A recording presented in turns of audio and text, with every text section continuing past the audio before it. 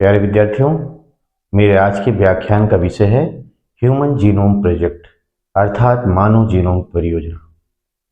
Human genome project American government के US department of energy तथा national institute of health के साथ ही साथ ब्रिटिश सरकार के वेलकम ट्रस्ट की एक संयुक्त परियोजना थी।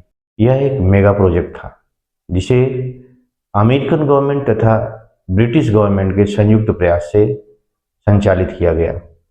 यह परियोजना 1990 में शुरू होकर के 2003 में पूर्ण हुई, जिसमें 13 साल लगे और इन 13 सालों में विश्व के कई देशों के कई हजार वैज्ञानिकों ने एक साथ काम किया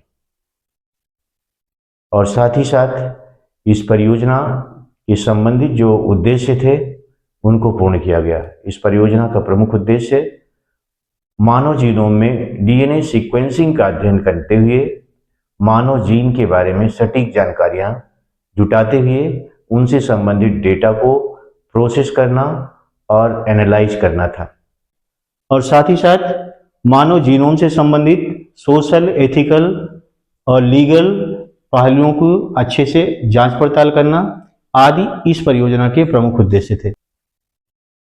इस ह्यूमन जीनोम प्रोजेक्ट के पूर्ण होने के बाद ये पता चला कि मानव जीनोम में लगभग 30,000 से 31,000 जीन हैं, जिनमें से लगभग 2% जीन ही कोडिंग जीन है, बाकी नॉन कोडिंग जीन है, अर्थात वो किसी प्रोटीन को कोड नहीं करते। इसी तरह से ये पता चला कि ह्यूमन जीनोम में कुल 3164.7 करोड़ न्यूक्लियोटाइड्स हैं और साथ ही साथ 50% से अधिक मानव जीनों के बारे में सटीक जानकारियां जुटा ली गई। अब बात करते हैं इस परियोजना का महत्व क्या है। तो इस परियोजना का सबसे बड़ा महत्व जीन थेरेपी द्वारा अनेक असाध्य और वंशगत बीमारियों के निदान एवं उपचार में है।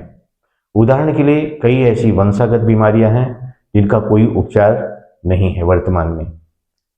इन सभी बीमारियों का ह्यूमन जीनोम की सटीक जानकारी के कारण इलाज संभव हो सकेगा। HIV, कैंसर जैसी बीमारियां भी अब लाइलाज नहीं रहेंगी, इन्हें भी जीनों के फेरबदल से ठीक किया जा सकेगा। साथ ही साथ DNA वैक्सीन का विकास किया जा सकेगा। इसके अलावा मानव जीनोम की तर्ज पर ही अन्य जीव जंतुओं के जीनोम का अध्ययन करते हुए उनके जीनों से संबंधित सटीक जानकारियां जुटाई जा सकेगी, जिनका उपयोग मानव हित में किया जा सकेगा। तो मैं समझता हूं कि मेरी इस लेक्चर ने ह्यूमन जीनोम प्रोजेक्ट को लेकर के आपके ज्ञान को विस्तृत किया होगा और कॉन्सेप्ट को डेवलप किया होगा। इन्हीं सब बातों के साथ मेरा आज का व्याख्यान समाप्त होता है। धन्यवाद।